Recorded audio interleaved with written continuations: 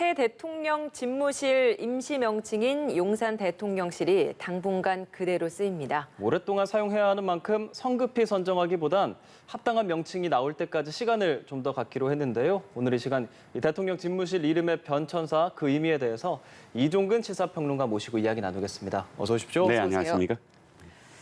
네, 용산에 새 둥지를 튼 대통령 집무실 네. 이름을 두고 오랫동안 공모를 해왔고 네네. 또 투표도 했는데 결국 이제 아직까지는 용산 대통령 집무실을 그대로 쓰기로 했습니다. 네네. 이게 당분간인 거죠? 네, 그렇습니다. 당분간 이 이름을 계속 쓰기로 하고 또 나중에 새로운 적합한 이름이 나오면 그때 바꾸겠다라고 지금 대변인은 그러니까 대통령 집무실 대변인은 발표를 했습니다. 예. 그런데 이 당분간이 과연 당분간일까요? 왜냐하면 국민들을 상대로 공모까지 했잖아요. 네. 그 2개월 동안 공모를 했고 그 공모 과정에서 이름들이 나왔고 예. 그런데 이제 이 대통령 이름, 새 이름 이 위원회에서 대표성이 없다라고 이제 결론을 내리고 또 각각의 이름들이 공모한 이름들이 사실 반대 의견들이 각각 이름들이 있음으로 예, 해서 예. 지금 되돌렸습니다. 그래서 아마도 큰 어떤 진짜 계기가 없는 한은 이 이름이 계속 쓰이지 않을까. 왜냐하면 당분간이라고 한다면 그 당분간 동안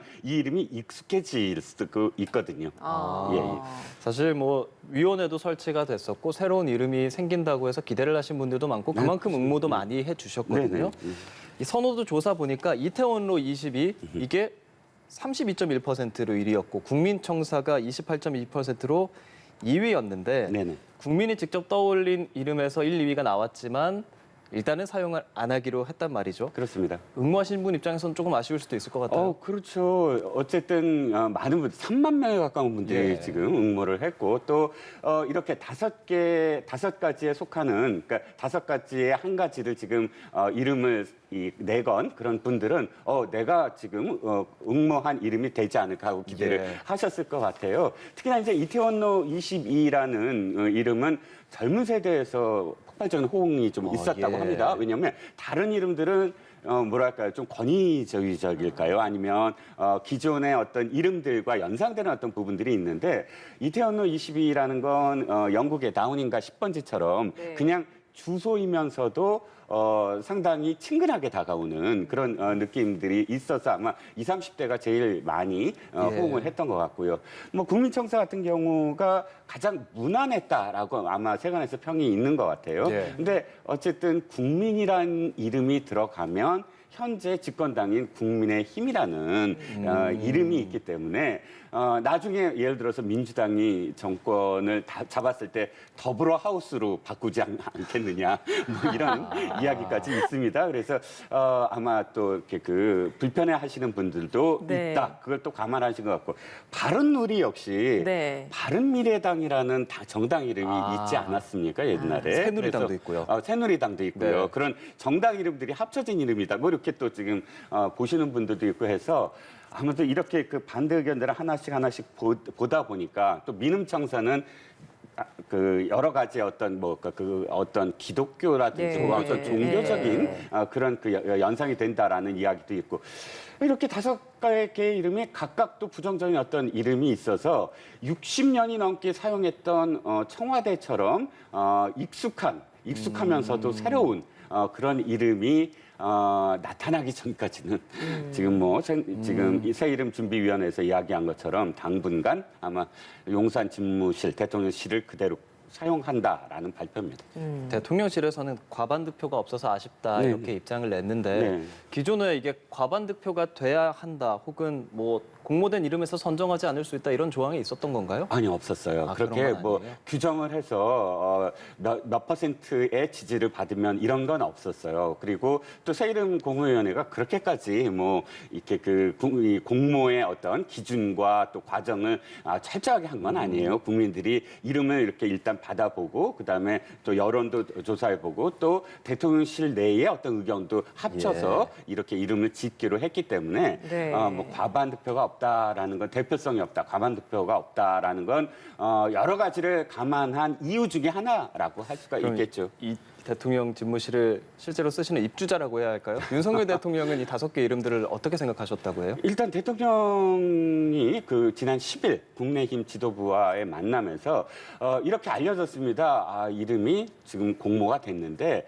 마음에 드는 건 사실 없다. 뭐 이렇게 이런 그렇게 이야기했다는 전언이 보도되자 대통령실에서는 그 의미가 꼭 마음에 안 든다기보다는 더 좋은 이름이 있지 않을까. 한번 뭐 의견을 내달라 이런 뜻으로 이렇게 이야기를 한 거다라고 다시 해석을 했습니다. 예. 어쨌든 대통령이 또 대통령도 국민들의 마음도 들어야 되지만 대통령도 마음에 들어야 되겠지요. 예. 이렇게 해석을 하나 저렇게 해석을 하나 윤석열 대통령도 딱히 정말 이거다라는 그런 이름이 없었던 건 맞는 것 같습니다. 예, 물론 이름을 하나를 짓는 것이 굉장히 신중하겠죠. 계속 쭉 앞으로 불릴 이름일 테니까. 그렇죠.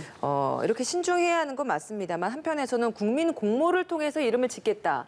이렇게 이미 국민에게 다 공표를 해놓은 상황에서 마음에 드는 이름이 없다고 해서 이것들이 다시 백지화됐다라는 것에 대한 비판적인 시각도 있는 게 사실이거든요. 그렇게 볼 수 있겠죠. 당연히 국민들이 여기에 응모한 사람들은 어쨌든 자신이 그 뭔가 적극적으로 이 예. 행사, 이름 짓는 행사에 참여한 것이고 이 참여는 어떤 의미에서는 정치 효능감을 얻기 위해서라고 할 수가 있겠죠. 정치에 내가 참여함으로써 네. 어떤 효능감을 얻는 어떤 과정일 텐데 그것이 언제나 옛날과 다른 게 이겁니다. 그 옛날 뭐 예를 들어 경무대라는 이름, 청와대라는 이름 이런 이름들을 지을 때는 국민들한테 안 물었어요. 물어보는 어떤 절차 없이 사실 집권자가 임무를 정했거든요. 예. 지금은 그런 시대가 아니죠. 국민들이 무엇이든 다 참여할 수 있고 그런 상황 속에서 응모를 뭐 이렇게 그 공모로 이렇게 과정을 택했다면 그러니까 마무리가 사실 공모로 마무리되어야 되지 않을까. 또 아쉬운 건 대통령실도 아쉬워할 거예요. 왜냐하면 예. 일단 이것이 대통령실 이전과 관련한 이벤트를 계속 함으로써 국민들의 관심을 계속 잡아 끌 수가 있거든요. 그러니까 네. 이름을 어저께 발표를 하고 그 이름으로써 화제가 되고 하는 과정들이 대통령실로서는 바람직하죠. 그런데도 불구하고 이 결정을 못했다는 건 그만큼 이 5개의 이름에서 딱히 정말 이 이름이다라고 예. 지금 내밀 수 있는 게 없었다라고 볼 수가 있겠죠. 재공모를 한다거나 이런 말은 아직은 없나요? 재공모를 할 계획은 없는 것 같습니다. 왜냐하면 새 이름 준비위원회에서도 그렇고 또 대통령실도 그렇고 당분간 이 이름을 계속 쓰겠다라고 표현한 건 지금 아까 맨 처음 모두에 제가 말씀드렸듯이 지금의 이름이 도리어 지금 국민들한테 서서히 지금 이게 인식되고 있다라는 과정이거든요. 그래서 큰 하자가 없다면 이 이름으로 한다라고 하는 것을 당분간 이렇게 이 이름으로 한다라는 표현을 하지 않았나. 물론 제 네. 추정입니다만 그렇게 생각이 됩니다. 이 집무실의 명칭들이 많이 바뀌었잖아요. 저희는 네. 청와대로 익숙한 이름인데 네. 그전에는 어떤 이름들이 있었는지 변천사 좀 알려주세요. 네, 일단 경무대라는 이름이었죠. 이승만 대통령, 초대 대통령 시절에 경무대라는 이름인데 이 이름은 사실 이승만 대통령이 지은 건 아니에요. 지금 경복궁이 임진왜란때 불에 탔잖아요. 그래서 한동안 방치했었습니다. 그러다가 고종이 경복궁을 재건할 때 경복궁 북원, 그러니까 북쪽에 있는 그런 공터를 경무대라고 이름을 짓고 그다음에 육문대 이 2가지의 그 건물을 지었습니다. 육무대는 무술, 그러니까 무관들이 군사훈련을 하는 그런 장소였고요. 육문대는 과거 시험을 보는 장소로 만들었습니다. 그래서 예. 문과 무가 함께 어우러지는 그런 장소로 또는 국왕이 왕이 잠시 쉬어가는 그런 공간, 오원각이라는 그런 공간도 마련해서 여러 가지 다목적으로 이 경무대라는 공간을 활용을 했었어요. 예. 근데 이승만 대통령이 미나미지로라는 조선 총독이 만든 관저가 나중에 그 미군청의 하지 중장의 관저로 사용하다가 그 공간을 이제 사용하면서 경무대라고 조선 시대 때 고종이 만든 이름을 그대로 사용을 했는데 청와대로 바꾼 계기는 딱 한 가지예요.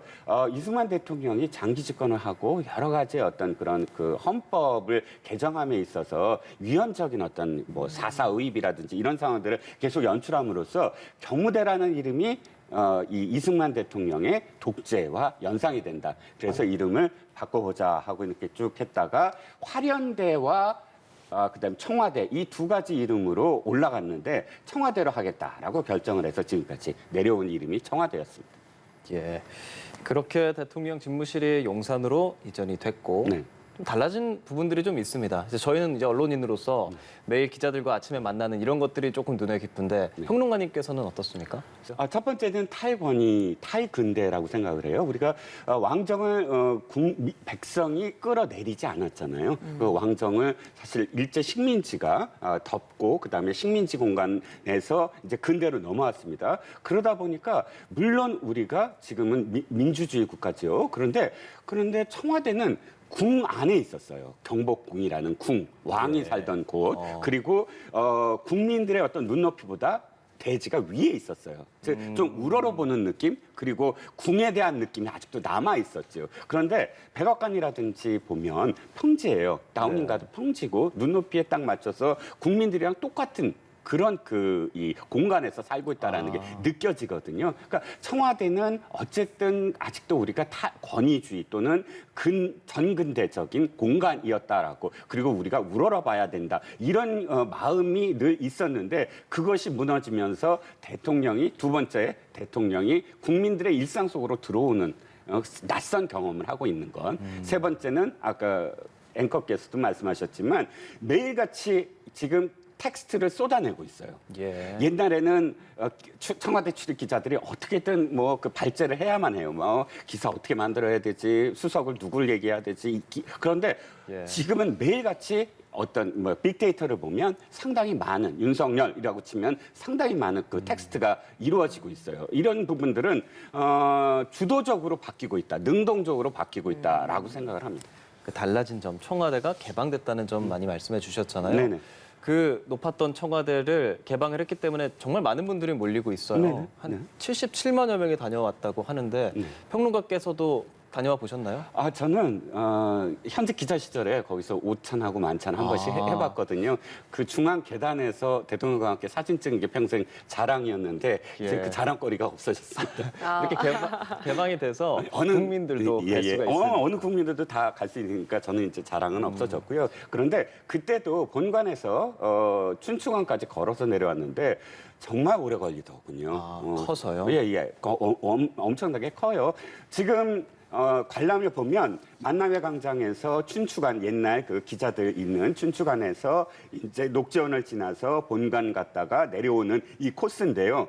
건물과 건물 이동 시간만 10분씩 걸립니다. 그러면 6포스트를 다 걸리면 걷는 시간만 1시간이에요. 그러면 각 포스트마다 그 관람하는 시간까지 합치면 정확하게 다 보고 싶다 그러면 2시간에서 3시간 넘게 걸리는 공간이거든요. 아까도 말씀드렸지만 백악관의 3.5배 공간이에요. 그리고 중국이 굉장히 클 것 같지만 중국의 중난하이보다 약 한 2배 정도 큰 공간이에요. 그러니까 사실 잘 몰랐지만 들여다보면 대통령이 이렇게 넓은 공간을 내 거주하고 있었구나 하는 걸 느낄 수가 있죠. 이 개방에 대한 국민들의 여론은 어떻다고 보시는지요? 일단 지금은 거의 반반이에요. 최근에 넥스트 리서치에서 그 찬성 여론조사를 실시했는데 찬성이 47%, 반대가 약 한 45% 정도니까 큰 차이가 없다고 보겠죠. 국민들은 어찌됐든 이거예요. 익숙한 것이 무너졌을 때 어쨌든 거리를 두는 것도 있어요. 그리고 새로운 것은 이게 왜 이렇게 낯설지 하고 거리를 둘 수가 있어요. 하지만 이런 것들이 저는 예전에 중앙청사 YS 김영삼 대통령이 중앙청사 무너뜨릴 때 반대가 엄청났거든요. 찬성보다.